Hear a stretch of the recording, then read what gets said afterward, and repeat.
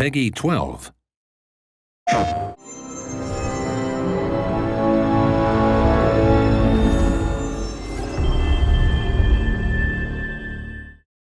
When I first got started, I would look at the software and it would look like I was in the cockpit of a Boeing 747 with all these buttons and gadgets, and it was very intimidating. But then when you get in and you just start learning how to do it, you'll find that you just need to dig in and learn a few basic things, and that's where everybody starts. 1, 2, 3. Dream.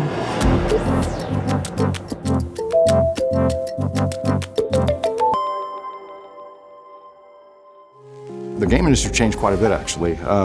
Back then, development teams were small. I mean, we're talking about maybe 12 people or so.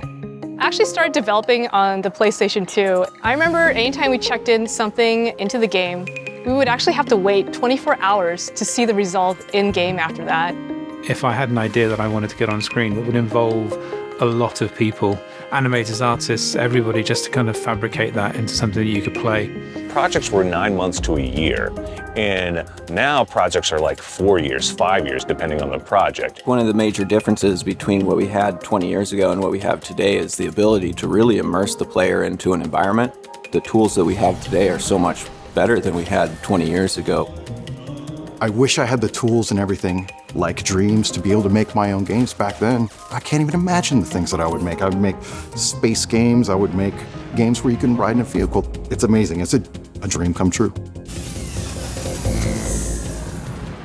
I tend to draw inspiration from a few various areas. Film, my personal experiences, whether it's travel or just some lighting that I happen to see on any given day. For God of War, I looked at a lot of martial arts videos. Like I just go onto YouTube and just try and find anything cool for the type of move I was doing.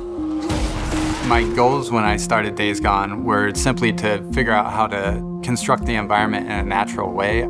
Finding that line of playability and presentation is always a big challenge. The big action movies, the big action sequences for games, like we want to make something that is completely memorable. The first thing to do when you're building a level is to recognize what the pillar or the purpose of this level is. What do you want the viewer or the player to focus on or look at? I like to start with my shapes and then move into color and then finally lighting. Once you've nailed down the thing that you want to convey, then you can start building the whole level around that. Every time you iterate, every time you work on something, it gets a little bit better each time. That's a requirement for game design. Don't be afraid to try something and fail or have it not work. That's part of it. You don't have to know what good looks like. You just need to make it better, and you do that 1,000 times in a row, and eventually, with enough perseverance, you will get there. The living paint mechanics are a perfect example of that for us. We had multiple different versions of them, multiple different styles and takes on it. It wasn't until we could really harness the player's own input and gesture and actually take the strokes that they make and embellish them into something beautiful that it really kind of locked down and cemented the whole game in place. You're making a game for people to enjoy, and you're not making real life. If you take something like a forest scene where you have a lot of rocks and trees that are have fallen down and there's just rubble everywhere, and then you say, now go ride a motorcycle through it, that would be impossible to do. And so we had to clean up a lot of that stuff and try to retain the look and the things that make a forest feel like a forest while still keeping it clean and playable. When Kratos and Atreus first come up with their first set of bandits, and this fight scene led directly into a cinematic, we realized that we needed to have different enemy types you couldn't move to. By putting pillars in the way, we close off line of sight. So that way we knew the player had to kind of stay in this kind of range. And those were things that we had no idea on paper, and we didn't find out till we started iterating on it.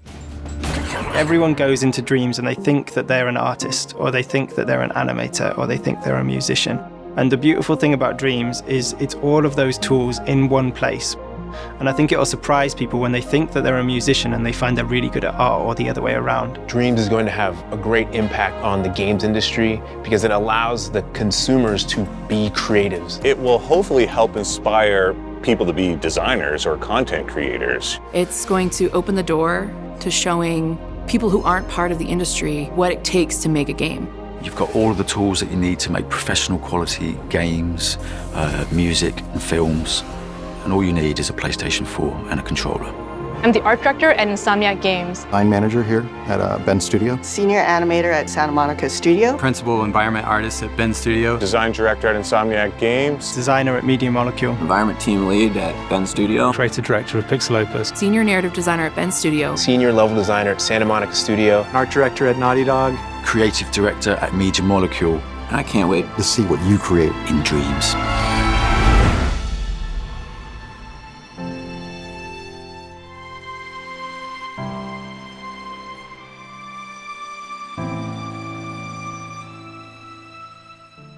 PlayStation